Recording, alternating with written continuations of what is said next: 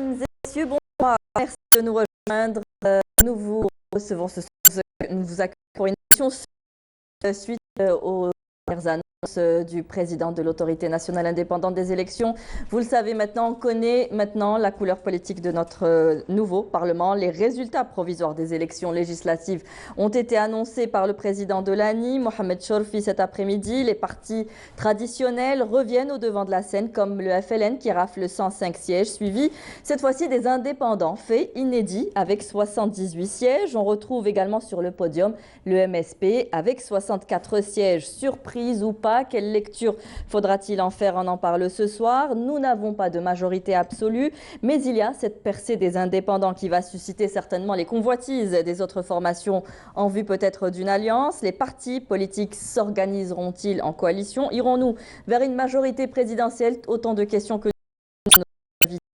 nous avons un total de 5 524 électeurs qui ont voté lors de ces législatives du 12 juin, selon le président de l'Autorité nationale indépendante des élections, ce qui nous donne un taux de participation de 23,03%, le plus bas taux historiquement parlant dans une élection législative. Nous accueillons sur ce plateau nos deux analystes politiques que nous avons l'habitude d'accueillir. Monsieur Brahim Zitouni, bonsoir. Bonsoir, madame. Merci d'être avec nous. Et monsieur Mustafa Haddad, bonsoir. Bonsoir, madame.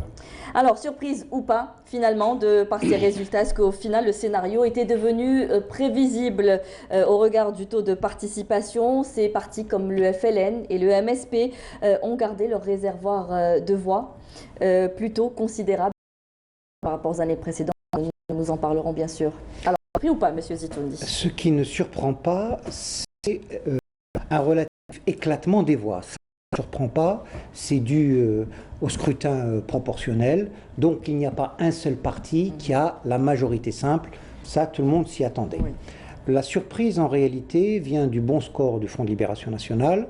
Je pense que très peu d'analystes politiques ou de prospectivistes pouvaient les porter à ce niveau-là. Il y a des explications, on savait tous que le Front de Libération Nationale a un bloc. C'est un bloc sociologique qui est important. C'est confirmé ce soir. On verra pourquoi plus en détail. Le second aspect qui me semble une surprise, c'est le bon score du HAMS, du MSP. Bon score, en particulier dans les villes. Là, il y a une dynamique qui les porte indubitablement. Enfin, il y a un bon score, celui de Moustarbel, qui fait, il a je crois 48... Qui gagne 34 places par rapport aux législatives de 2018, en tout cas, il a 48. 48 députés. On peut peut-être imaginer qu'il y a eu un transfert des voix, peut-être du RND à Moustarbel. Enfin, je tiens à le signaler, il y a un score relativement bon du RND. On aurait pu imaginer, au vu des événements politiques, que le RND fasse un très mauvais score. Or là, il limite les dégâts en quelque sorte. De moitié pratiquement. Hein, oui, il limite les dégâts. Il existe en tant que parti, il existe encore en tant que groupe parlementaire. Donc, si vous voulez, il sort la tête de l'eau. Enfin, la déception, c'est certainement le BINA qui a un petit score de 40 députés. On aurait pu imaginer... on s'attendait à ce qu'il soit sur le podium, au moins. Donc, on découvre la sociologie politique de l'Algérie. Oui. Votre lecture, monsieur Adem? Je pense d'abord que les absents ont tort. Que la compétition ne s'est pas faite avec les autres partis politiques d'opposition, qui ont pris une posture politique, celle du boycott.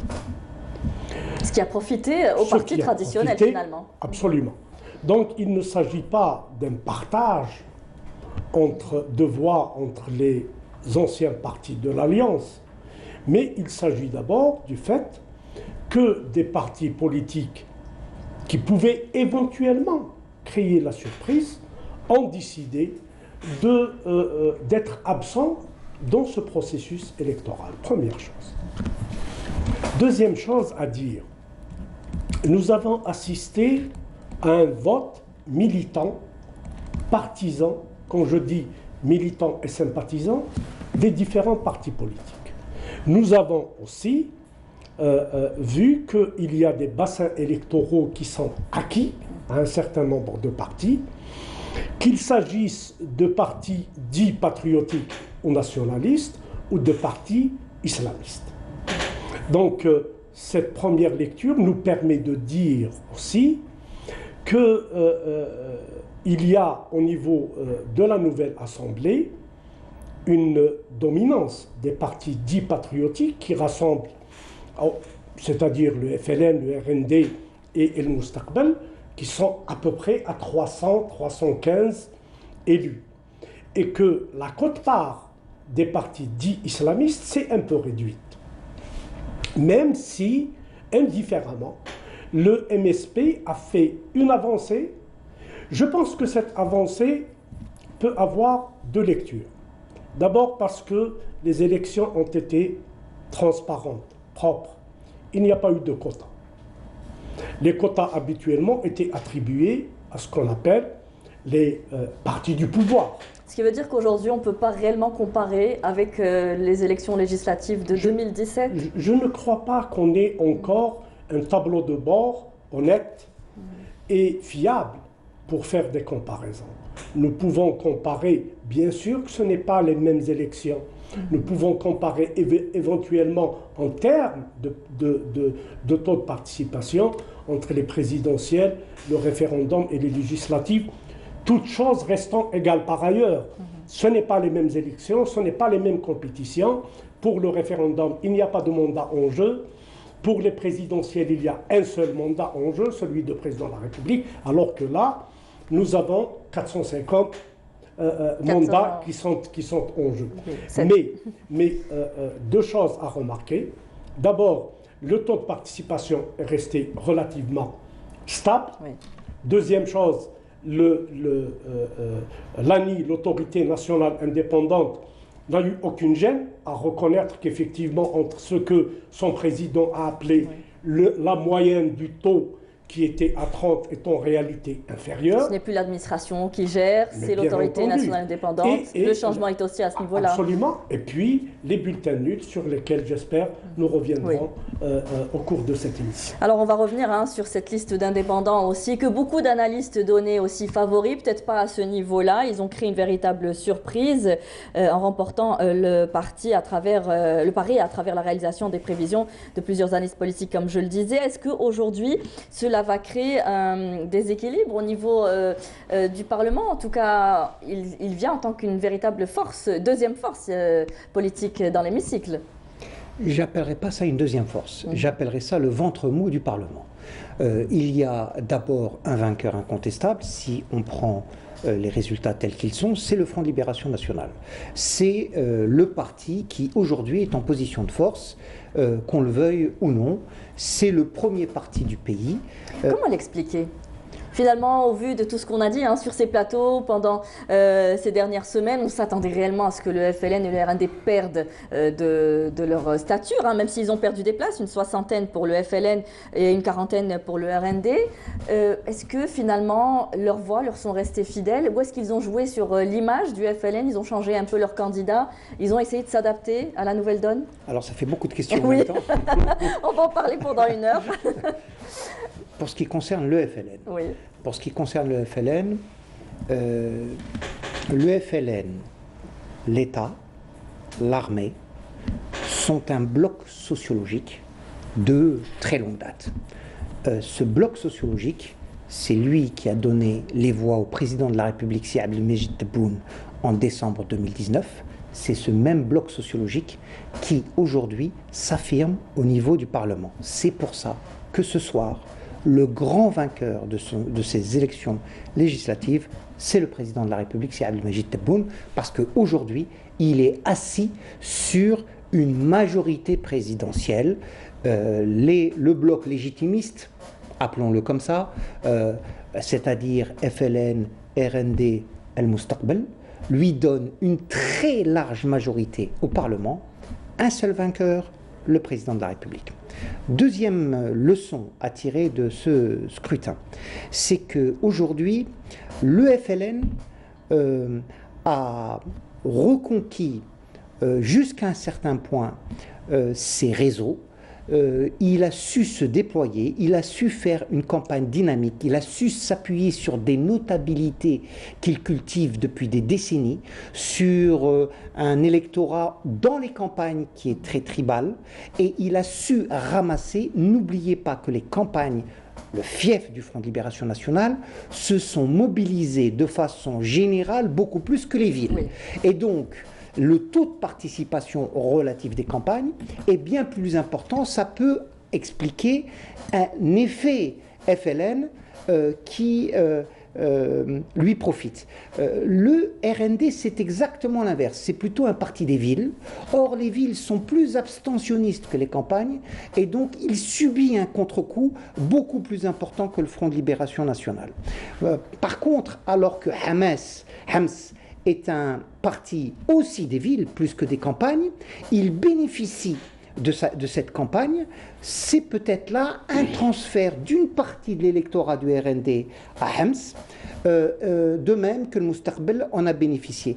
Il faudrait rentrer plus en détail dans l'analyse, en particulier au-delà des sièges, le nombre des voix par circonscription et additionner les voix pour voir un petit peu quels sont les véritables poids en termes de voix pour essayer de voir si le pourcentage à l'Assemblée nationale et le pourcentage en voix est tout à fait le même ou pas. Il faudrait avoir plus de temps pour décrypter l'ensemble de ces résultats, mais de mon point de vue, il y a un grand gagnant, le président de la République, qui est libre aujourd'hui de choisir son Premier ministre. Finalement, vous êtes sûr on ira vers une majorité présidentielle? En tout cas, de ce qu'il ressort, oui, le président de la République a toute l'attitude de choisir un Premier ministre qui va diriger son gouvernement. Alors certains disent qu'au contraire le FLN, même si en sort gagnant selon M. Zitouni, aurait aussi perdu ses foyers dans plusieurs wilayas, un constat qualifié de perte politique de sa représentation, même si on le retrouve pratiquement gagnant sur plusieurs wilayas. Djelfa, il en sort seul, sur 8 sièges il les remporte il les remporte tous, si je ne me trompe pas. Quelle lecture faites-vous du FLN aujourd'hui? Gagnant ou en perte aussi un peu de vitesse quand même?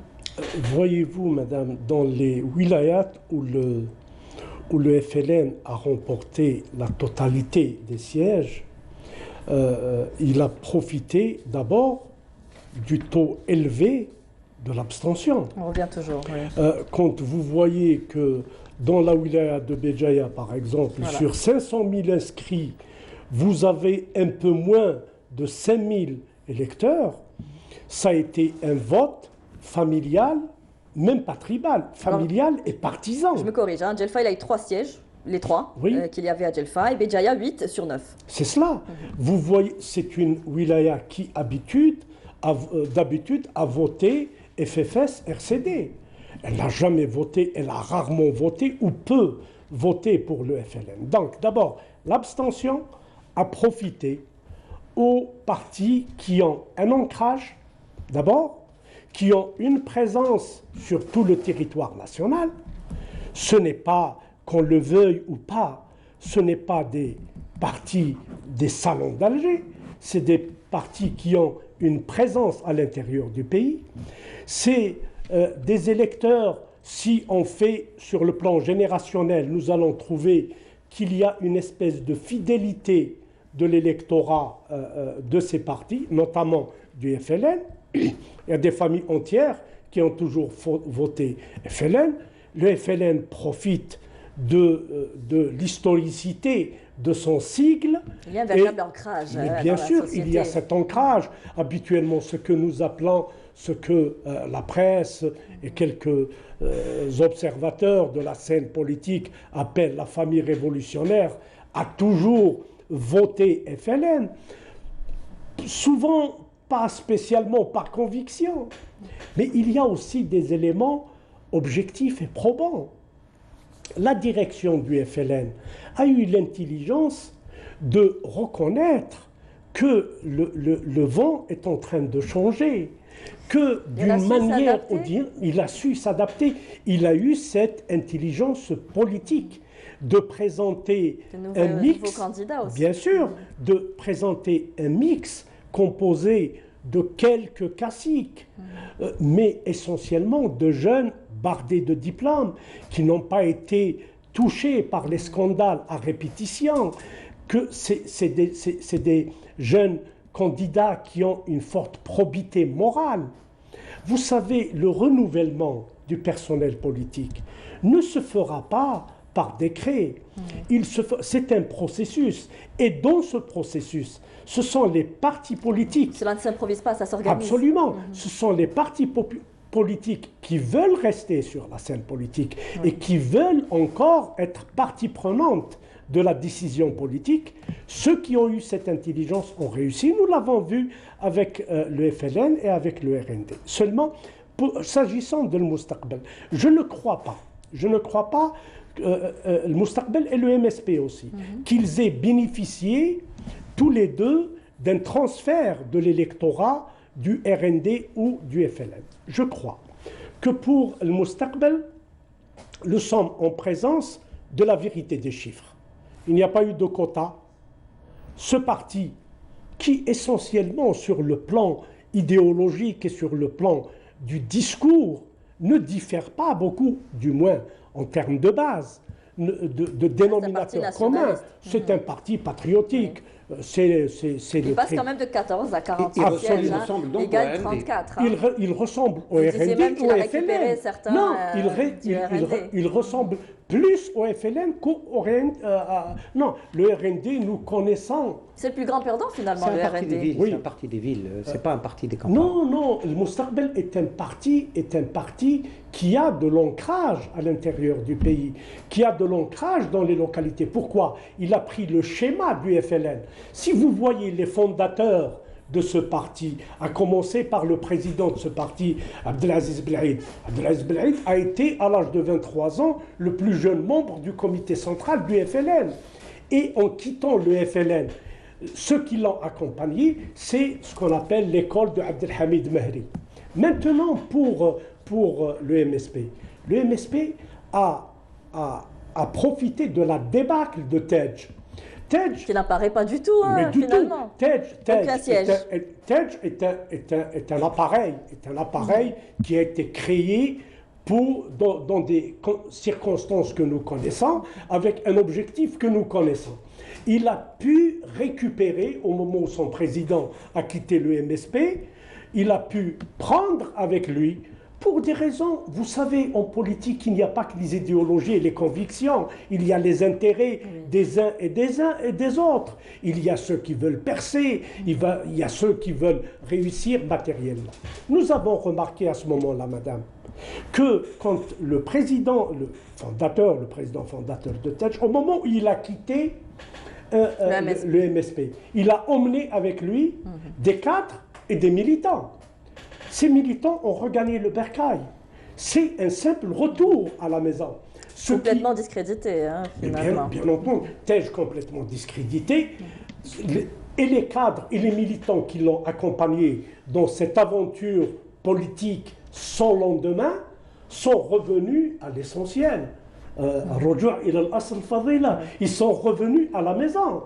C'est tout. C'est pour cela que nous avons remarqué que ce que le MSP a perdu lors des rendez-vous électoraux avant, il les a perdus non pas au profit des partis patriotiques, mais au profit d'autres partis islamistes. Par contre, pour le BINA, qui lui-même est issu du MSP, le BINA a été... Il s'attendait à gagner plus de sièges. Oui, mais en développant un discours populiste, il voulait chasser sur le terrain des autres, non, sur le terrain de l'électorat du FLN et du RND.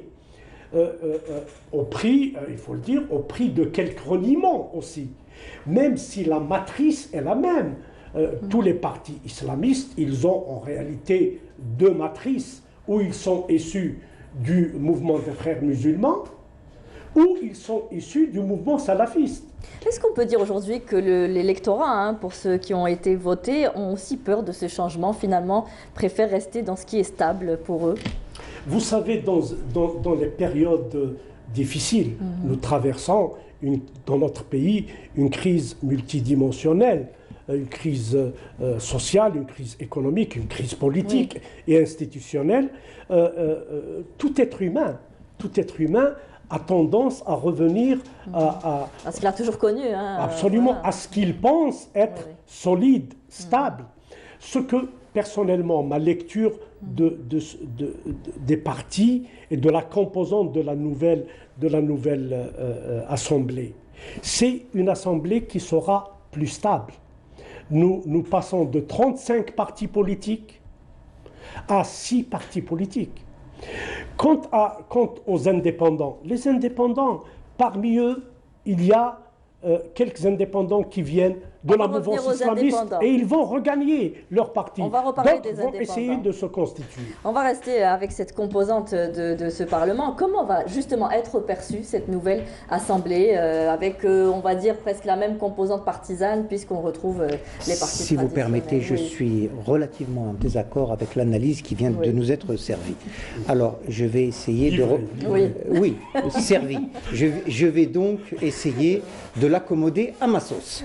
Donc, revenons à cette discussion intéressante. Si TEJ est un appareil, je ne vois pas comment... les autres partis...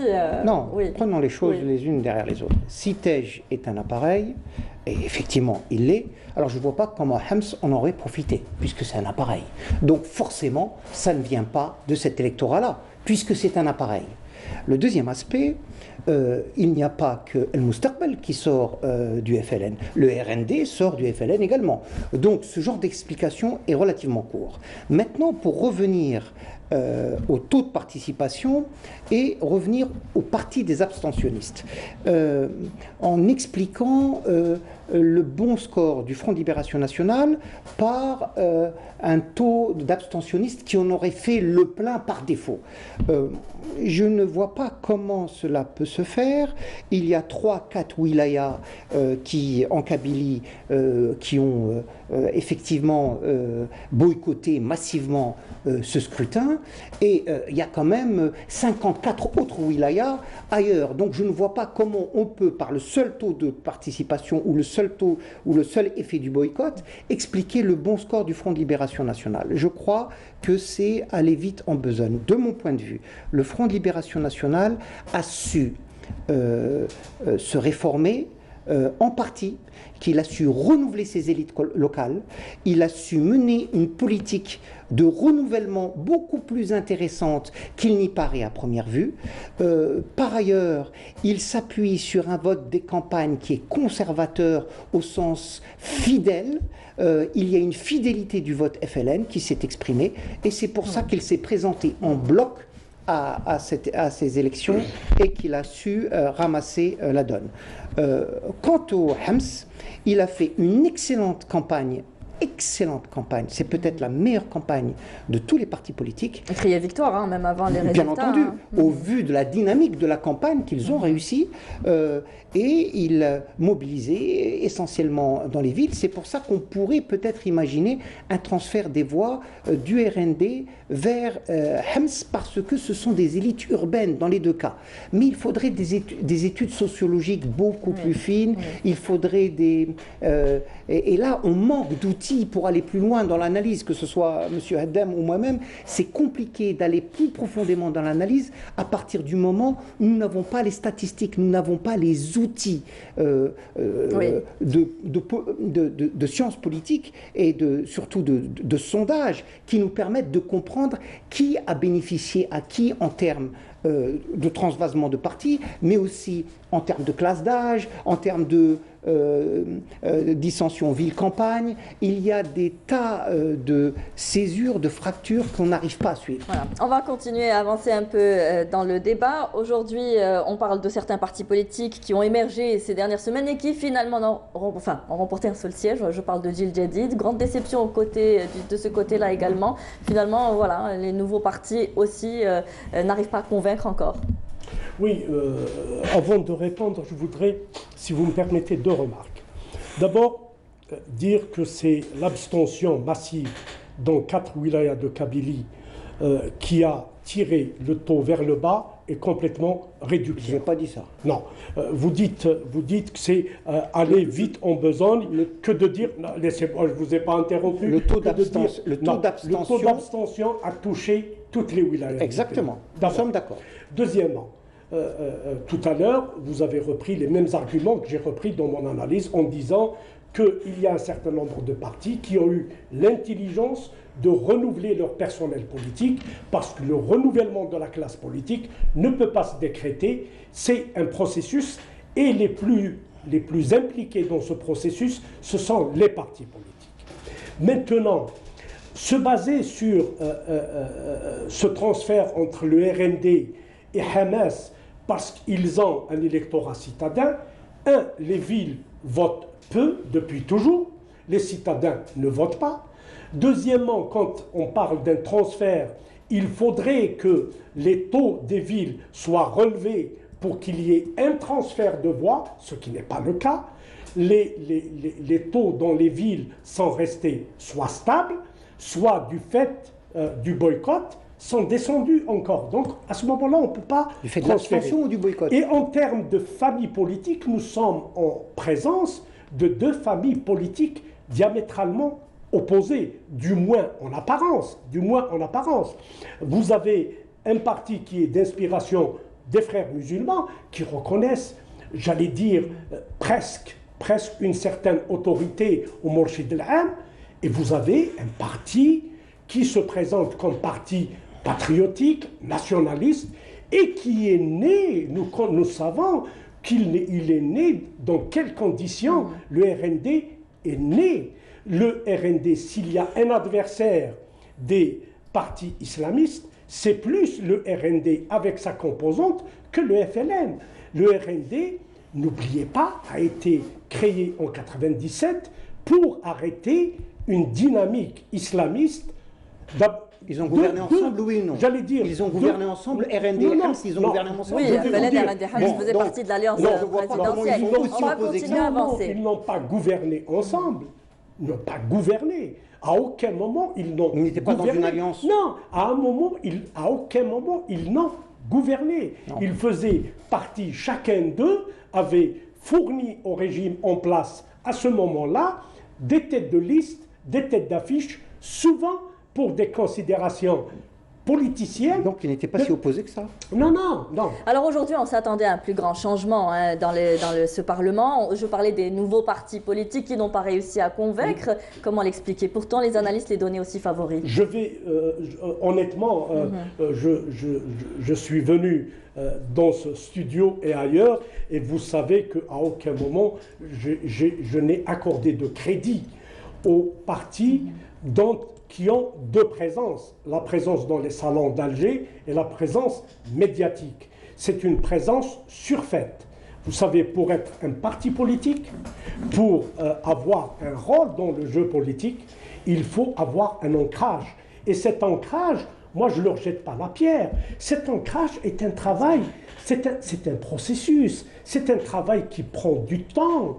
Tout à l'heure, on parlait de l'électorat. Alors comment expliquer que les indépendants aujourd'hui arrivent pratiquement deuxième position alors qu'ils n'ont pas d'ancrage politique aussi? Qui sont ces Voilà, indépendants? justement, on ne les connaît pas. Non, la question c'est Oui. qui sont-ils? J'allais y arriver, alors justement. Alors qu'est-ce que nous avons? Du moins, même si pour l'instant je rejoins entièrement Ibrahim, nous n'avons pas encore et les données et les outils pour faire une analyse affinée. Néanmoins, parmi ces candidats, nous avons des universitaires? Non, nous avons des anciens peut-être. Des anciens hommes politiques qui appartenaient au FLN et au RND, et à un moment donné, ils ont cru que le vent a tourné, ils ont abandonné le bateau, et parce qu'ils ont un ancrage personnel, familial, tribal et financier dans leur localité. On parle de quand même 70 sièges. Hein. Oui, et ils se sont présentés. Et puis, vous avez des jeunes qui soit sont porteurs d'un héritage politique dans leur région, je parle surtout à l'intérieur du pays, dans l'Algérie profonde, et qui se sont présentés. Maintenant, on verra le comportement. C'est leur Alors comportement. justement, on va y arriver. Quel C'est leur comportement comportement. vont-ils avoir? Comment devront-ils s'organiser, Monsieur Zitouni? Devront-ils s'allier à d'autres formations politiques? Devront-ils s'organiser en groupe? Comment ça va se passer? Alors, quelles sont les alternatives? Écoutez, les indépendants, c'est comme un aimant. Ils vont toujours vers le côté du parti du plus fort. Donc là, c'est le FLN qui est le plus fort. Ils iront de ce côté-là. Supposons que Hams aurait eu 105 sièges au lieu du FLN. Croyez-moi, il serait parti de ce côté-là. Donc, c'est permis pour les indépendants de se rallier. Pour les partisans. Tout oui. à fait. Oui. C'est permis, et donc c'est pour ça que j'appelle ça le ventre mou de l'Assemblée nationale, parce qu'en réalité, ils vont là où le vent tourne, et c'est exactement ce qui va se passer. Ça permet d'offrir sur le papier une très large majorité à l'action présidentielle, de manière générale.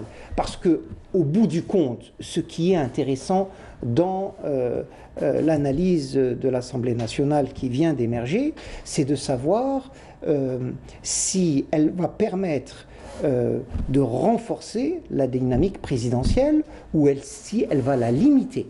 Dans ce cas de figure, au contraire, on voit bien que ce vote aux législatives vient renforcer l'action du président de la République, que c'est un vote finalement que l'on peut dire que le pays a voté à nouveau pour le président de la République et a voté pour son programme présidentiel, puisque FLN, RND, El Moustarbel se réclament du président de la République. Le président de la République se dit sans couleur politique. Oui, donc, lui se dit sans couleur politique, mais il a quand même un programme présidentiel.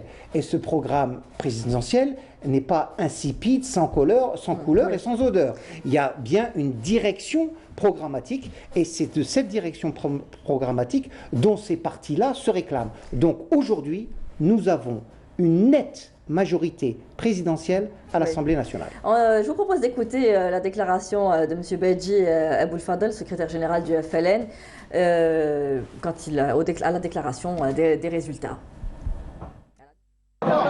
Nous remercions le peuple algérien qui a prouvé sa capacité et sa responsabilité à travers ces élections, malgré les manœuvres de déstabiliser la tenue des législatives. Comme nous remercions le président de la République, le premier magistrat du pays et le seul garant du respect de la Constitution qui a tenu sa promesse d'organiser ce scrutin démocratique sous la surveillance de l'ANI. Je tends ma main à tous mes frères et sœurs pour aller ensemble vers un travail d'édification institutionnelle pour le bien du peuple. Voilà, alors on l'a vu, il se voit gagnant aujourd'hui de cette élection législative. Alors pour revenir aux indépendants, finalement, ils vont susciter la convoitise ou l'intérêt des autres formations politiques. Je pense qu'il y a 3 scénarios possibles. Nous avons vu du moins une liste au moins qui a totalisé un peu plus de 17-18 mandats. Candidats, oui, députés. Oui, députés. Vous savez, il y a beaucoup, il y a énormément de scénarios, mais les plus importants sont 3 scénarios. Ceux qui sont issus d'un certain nombre de courants politiques, qu'ils soient patriotiques, nationalistes ou islamistes, rejoindront d'une manière, naturelle, le bercail, les partis dont ils sont issus, ou le bloc avec lequel ils ont le plus d'acquaintance et d'affinité. Premièrement. Deuxièmement, on peut assister à l'émergence au sein de ce bloc, qui n'est pas homogène, qui est hétéroclite, de 78 candidats.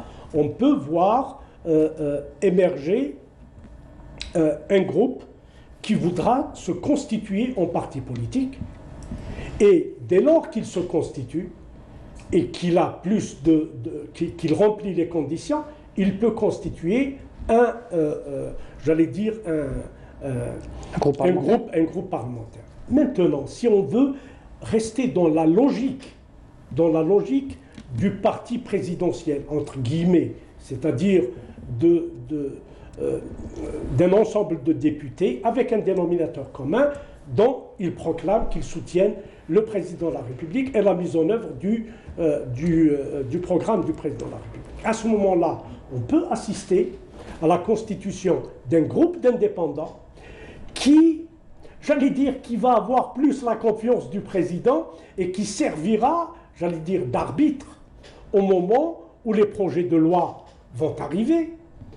Vous savez que les prérogatives du Parlement sont plus importantes maintenant en termes d'initiatives législatives. Ils sont plus importants en termes de contrôle de l'action du gouvernement, de l'action d'exécutif.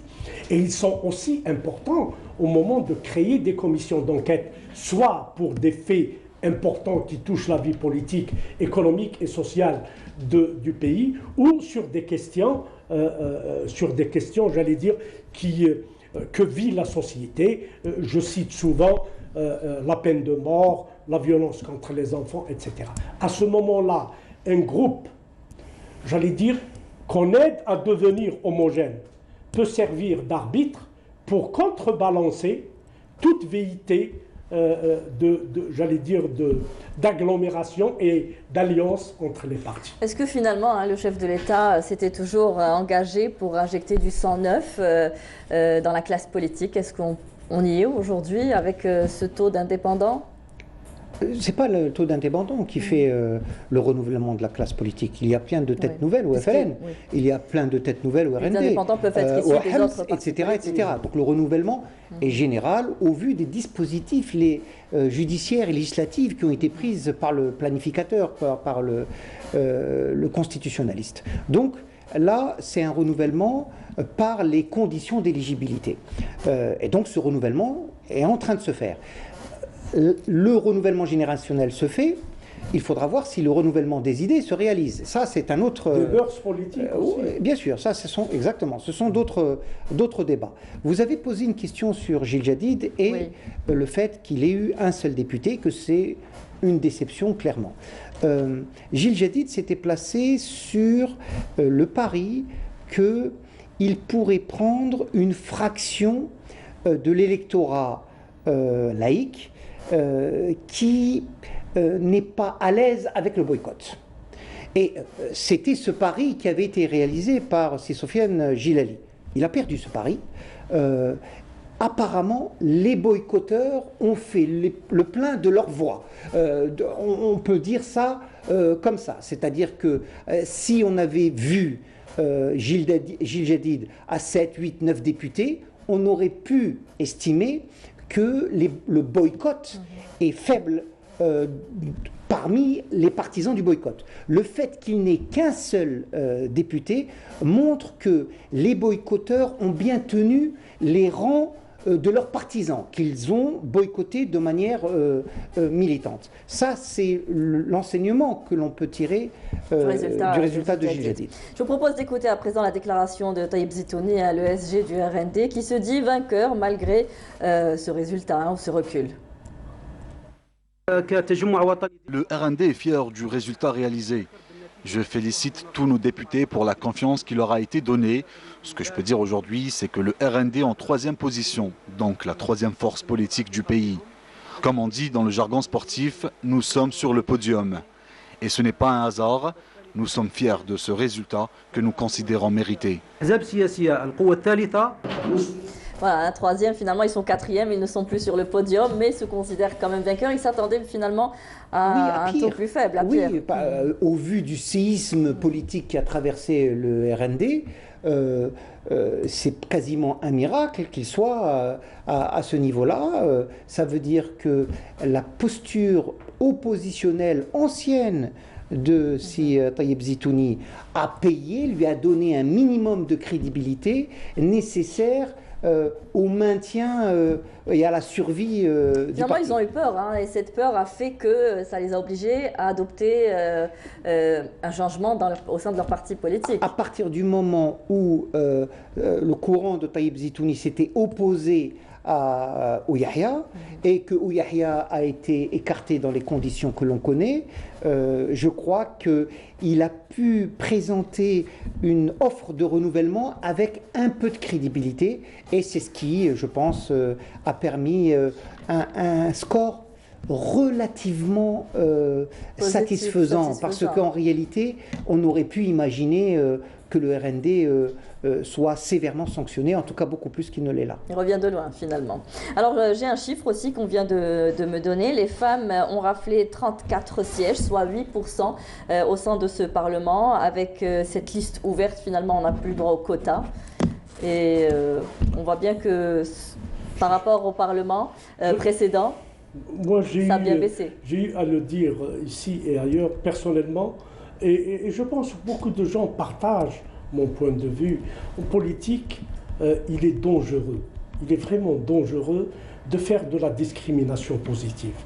Parce que les évolutions sociétales, les évolutions dans la sociologie, dans la psychosociologie, ne se décrètent pas. C'est des sédimentations, donc ça prend du temps, ça se mérite.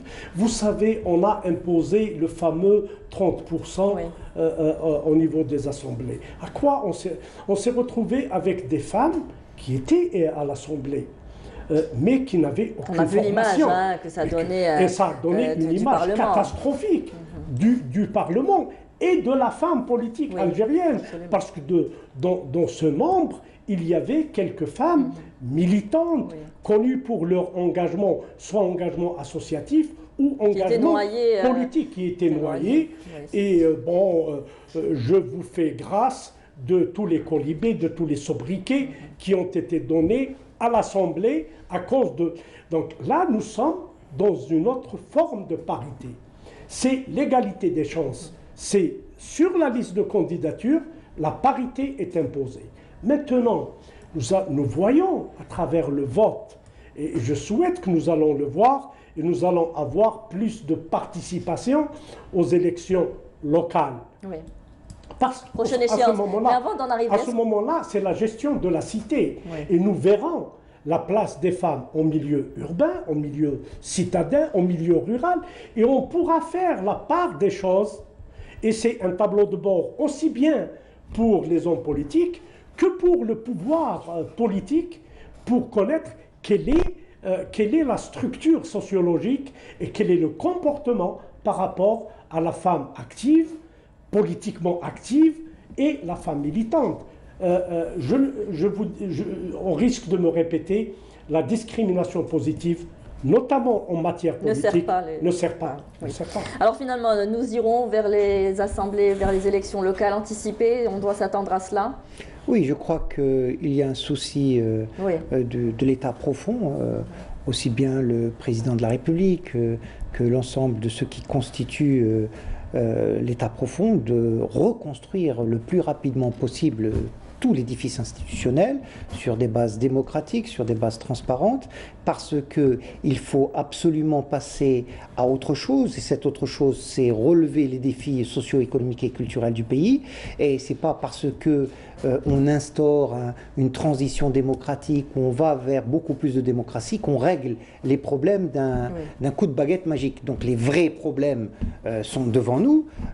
Aujourd'hui, ces problèmes seront abordés avec plus d'efficience parce qu'on va s'appuyer sur un exécutif légitime et un pouvoir législatif légitime. Et donc là, on va avoir plus de force pour les réformes. C'était une étape nécessaire. Les municipales vont renforcer ce mouvement parce qu'il s'agit d'aller vers des réformes de bas vers le haut, avec l'ensemble de la chaîne de transmission qui se met en œuvre pour réaliser les réformes dans la société. On verra les partis politiques qui ont peut-être boycotté, qui devront participer cette fois-ci, parce que c'est notre enjeu, les municipales. Alors là, c'est un enjeu local. Effectivement, les choses vont prendre une autre tournure, mais je crois que les boycotteurs vont être très vite mis devant une impasse où il continue à boycotter et alors il se trouve complètement en dehors de la vie politique et ça représente un vrai danger pour l'équilibre de la nation, pour l'équilibre du consensus nécessaire à la nation. Je voudrais dire, et ça c'est très important, que l'un des enseignements de ce vote, c'est si nous allons vers une majorité présidentielle à coloration patriotique, disons, ou légitimiste.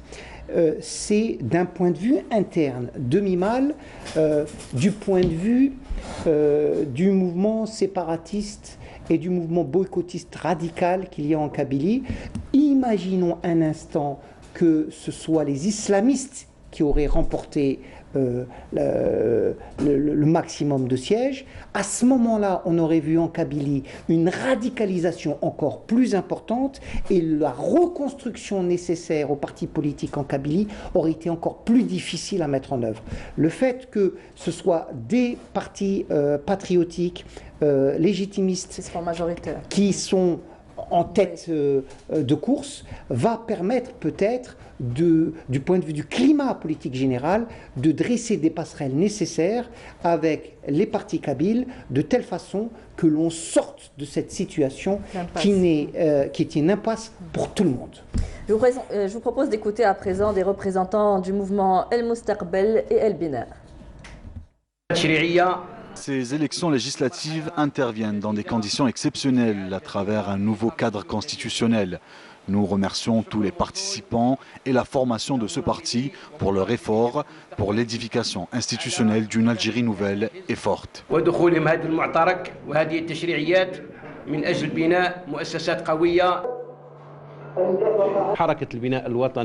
mouvement El Bina a pu avoir plus de sièges au sein du Parlement, ce qui prouve une vraie adhésion du peuple algérien à notre parti, malgré les difficultés que nous avons rencontrées. Notre parti a su faire face et s'imposer à travers plusieurs circonscriptions à l'intérieur et à l'extérieur du pays. El Bina qui gagne quand même 34 sièges, si l'on doit comparer avec 2017, il passe de 6 à 40 sièges, et pour le Mustaqbel, il passe de 14 à 48, soit plus de 34 sièges. Pour les élections municipales, si on doit y revenir, on doit s'attendre d'ici la fin de l'année. Le président de la République a annoncé que c'était la prochaine étape. Cela devrait se tenir, si l'on respecte l'agenda, en novembre 2022. D'ici peut-être novembre 2021, on devrait aller vers d'autres élections? Je pense que d'abord, si ce mouvement de boycotteurs, et encore pour moi ce n'est pas un mouvement, et je vais y revenir plus en détail si vous me le permettez tout à l'heure, c'est s'exclure de la vie de la cité, parce qu'à ce moment-là, ce n'est plus le député qui quitte sa région, sa wilaya, pour venir à Alger parce qu'il y a annuellement, maintenant c'est une session unique, il sera très absent, même s'il se fait représenter par une permanence électorale. Il s'agira pour les municipales, pour les wilayas, de la gestion de la cité. S'exclure de la gestion de la vie de la cité et de la gestion de la cité pour un parti politique, notamment je parle des partis politiques, c'est se suicider politiquement, c'est être absent pendant 5 ans. Oui, c'est un grand danger. C'est un danger. Ces partis vont disparaître parce que en matière de gestion locale, de gouvernance locale, il faut relire la Constitution. Il faut savoir que la loi relative à la commune et la loi relative à la wilaya seront amendées pour les mettre en diapason et en cohérence avec la nouvelle Constitution. Mais on a vu des tensions, ça même de ces partis. Madame, c'est plus de pouvoir pour les gestionnaires, pour la gouvernance locale. Oui. À ce moment-là, les partis politiques constitués qui choisiront encore le boycott pour les municipales et pour les wilayas sont condamnés à disparaître après 5 ans. Et là, je ne pense pas, je crois en l'intelligence des directions de ces partis. Mais il y a eu des tensions, des conflits au sein même de ces partis où certains Sur étaient... la participation, Voilà. il y en a quelques-uns qui se sont engagés à participer. Maintenant, si vous me permettez, je vais ouvrir une parenthèse sur ce qu'on appelle, ce que notre ami et frère Sebrahim appelle les wilayas de Kabylie. Il y a une Algérie. Ça, il faut le répéter, le dire. Il y a une Algérie avec quelques particularités linguistiques, ethniques, culturelles, d'us, de tradition et de mœurs politiques. Mais la Kabylie a toujours peu voté. C'est juste. Dans toutes les élections. C'est juste, c'est juste. Même au temps où on enregistrait des chiffres brejneviens de 99,80, Absolument, la absolument. Kabylie a rarement dépassé le 20%. seuil de 15 et 20%. Absolument, absolument. Donc ce n'est pas une nouveauté sous le ciel Algérie en termes électoraux. Deuxièmement, ceux qui pensent que c'est parce que des boycotteurs ont appelé aux élections, au boycott, les gens ne sont pas... Non, les gens ne sont pas allés voter parce qu'il y a eu des actes de violence. Parce qu'il y a eu... qui avaient été condamnés aussi Pas par la nouvelle loi. pas seulement dans les wilayas de Kabylie, mais partout. Des boycotteurs ont utilisé la menace. Et à ce moment-là, et ça il faut le dire, l'ANI, les services de sécurité, l'autorité judiciaire, pour les prochains rendez-vous électoraux, doivent jouer pleinement le rôle. Je n'appelle pas à la répression. Je ne crois pas que les problèmes politiques sont réglés d'une manière répressive. Mais je sais que dans le jeu démocratique, et c'est un b.a.-ba, dans le jeu démocratique, c'est la bataille des idées. Oui. C'est la bataille des idées. Mais on ne peut pas, on ne doit pas, on ne peut pas.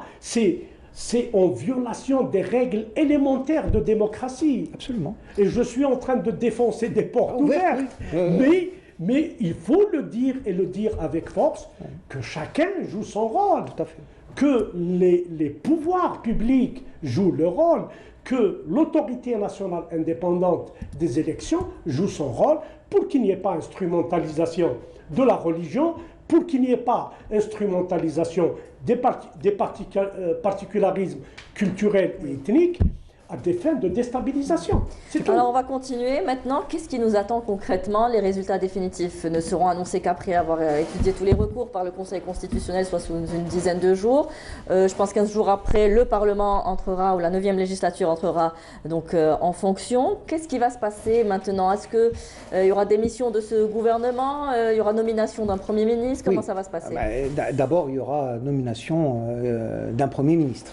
Le président de la République va nommer un Premier ministre. Il y aura d'abord démission de l'actuel Premier ministre ou si, bien entendu, pour nommer le Premier ministre, il faudra d'abord que... passer par la démission du gouvernement actuel. Rien n'empêche le président de la République de le reconduire. Oui.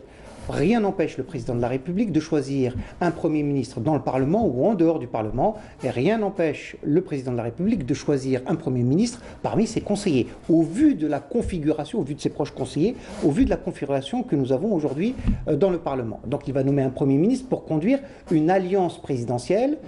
Ce Premier ministre va être chargé de former le gouvernement et de proposer la mise en œuvre, son programme de mise en œuvre du programme du président de la République, son plan d'action, son plan de mise en œuvre. Et avec ça, il va aller devant le Parlement et il va prononcer un discours où il va présenter cette mise en œuvre, la façon dont il veut mettre en œuvre le programme présidentiel. Si le Parlement lui donne quitus, il prononce le même discours au Conseil de la Nation, et si encore le Conseil de la Nation lui donne quitus, nous voilà avec un Premier ministre et un nouveau gouvernement. Voilà ce qui se passe d'un point de vue de la Constitution. Pour vous, pas de chef de gouvernement, nous n'irons pas vers une majorité parlementaire. Hein. Alors, si on avait eu un Hems beaucoup plus haut, La question se serait posée parce que le contexte international s'y prête. Nous sommes dans un contexte international où, pour certaines considérations diplomatiques, on aurait pu imaginer favoriser le régime parlementaire, jouer la carte d'un gouvernement à coloration islamiste, parce que la carte géopolitique est en train de changer. Il y a un basculement de l'ensemble de notre sous-région vers des dynamiques pro-américaines. Donc on aurait pu imaginer une chose comme ça. Mais au vu de ce que nous avons ce soir, et au vu aussi de la situation particulière qui existe en Kabylie, je pense que nous allons vers un gouvernement d'alliance présidentielle à coloration patriotique, à parti nationaliste. C'est votre lecture, Monsieur Hadem? Ibrahim vient de donner le process constitutionnel. Je crois savoir que des tractations ont déjà commencé entre les partis politiques. La première de ces tractations porte sur ce qu'on appelle communément, ce que les journalistes appellent le perchoir, la présidence de l'Assemblée. Cette fonction est extrêmement importante. Et il découlera de cette fonction, de celui qui sera choisi, nous allons comprendre un peu comment les choses vont évoluer. Maintenant, si c'est quelqu'un du FLN qui s'appuie sur les indépendants et qui fait des alliances avec quelques députés du RND et éventuellement de l'BINA, nous allons comprendre, est-ce que le président de la République va avoir une majorité qu'il contrôle? Dans toutes les cas de figure, je suis d'accord, ça sera un Premier ministre. Mais un Premier ministre peut être victime d'un vote de défiance dans l'exercice de ses fonctions. Il peut se présenter et se voir refuser son programme de mise en œuvre du programme du président. Et les gens vous diront, nous, on n'est pas contre le programme du président, mais on est contre ce Premier ministre pour telle et telle raison, et ce qu'il expose risque de mener le pays à des situations d'instabilité. Ils peuvent trouver les arguments. Donc, et comment faire dans ces cas-là? Je pense que nous allons voir ce qui se passera pendant ces 10 jours avant la proclamation définitive des résultats par le Conseil constitutionnel. Puis, nous allons voir, lors de la première séance de confirmation des mandats, et de la désignation du président de séance. Je pense qu'au bout d'une semaine, on saura qui sera au perchoir, quels seront les vice-présidents et quels sont les équilibres qui se mettent en place. On peut faire une lecture comme ça constitutionnelle, mais je préfère cette lecture politique. On a souvent dit sur ces plateaux que le rôle que devra avoir ce nouveau Parlement, c'est de légiférer, ce que n'ont pas fait peut-être les anciennes assemblées. Mais nous parlons aussi de ce rôle de contre-pouvoir qu'il devra jouer. Est-ce que c'est ce que vous disiez à l'instant aujourd'hui, plus que de légiférer, puisqu'il devra aussi suivre le plan d'action du gouvernement? La différence par rapport à l'ancienne Constitution, et d'abord, il faut que le règlement intérieur de l'Assemblée change de fond en comble. C'est un règlement intérieur de 1997 qui obéissait à une constitution et à un certain nombre de règles et de situations. Ces situations ont changé.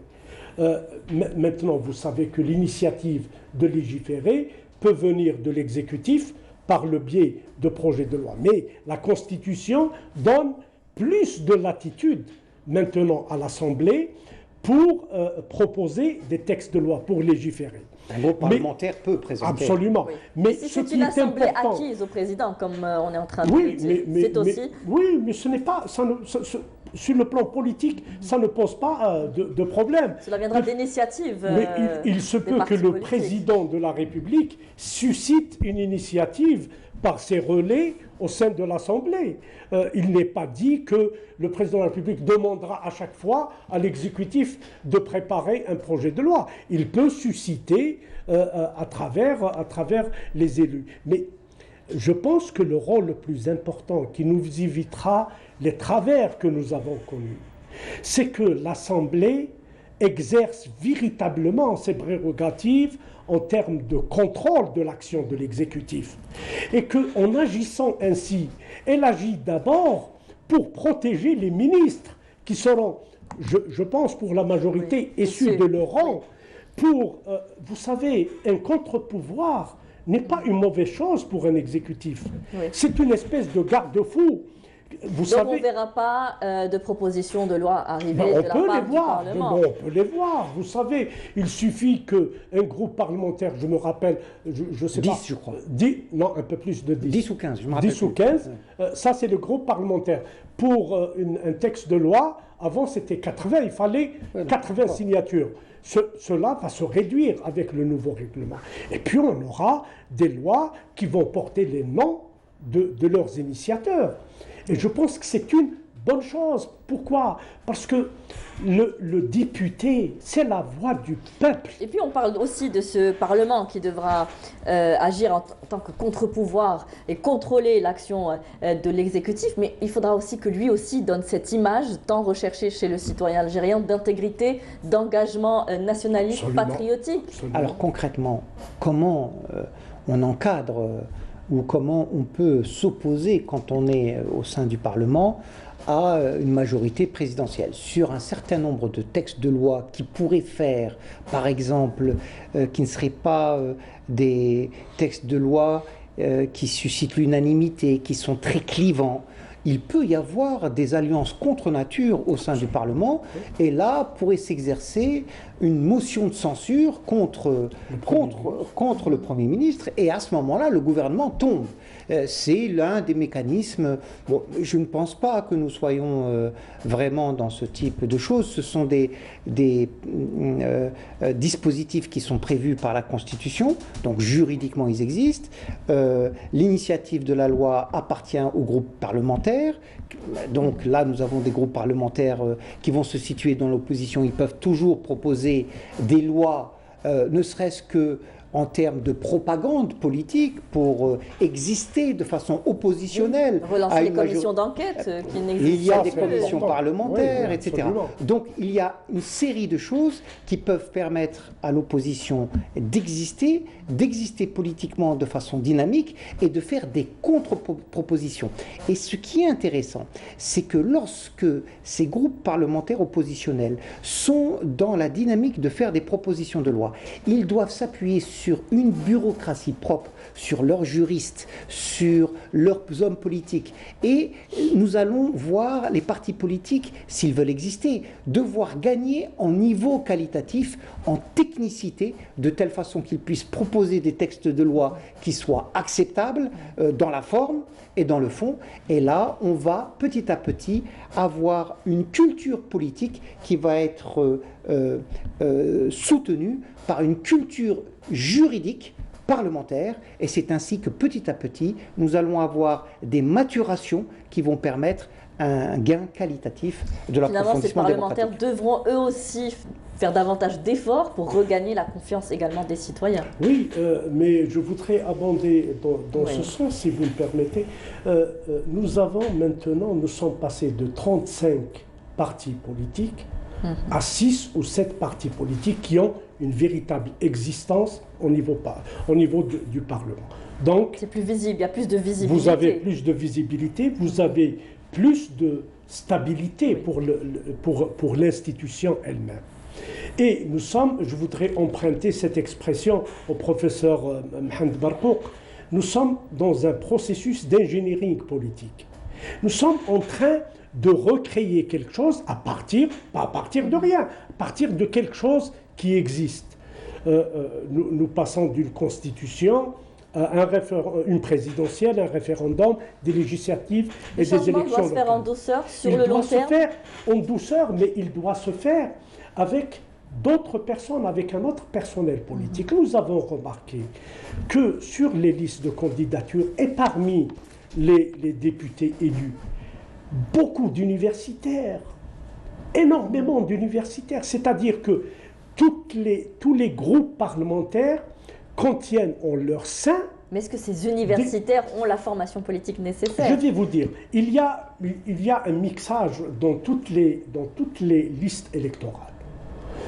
Parmi les élus, il y a ceux qui ont l'expérience et il y a ceux qui arrivent bardés de diplômes, donc leur formation politique prendra moins de temps.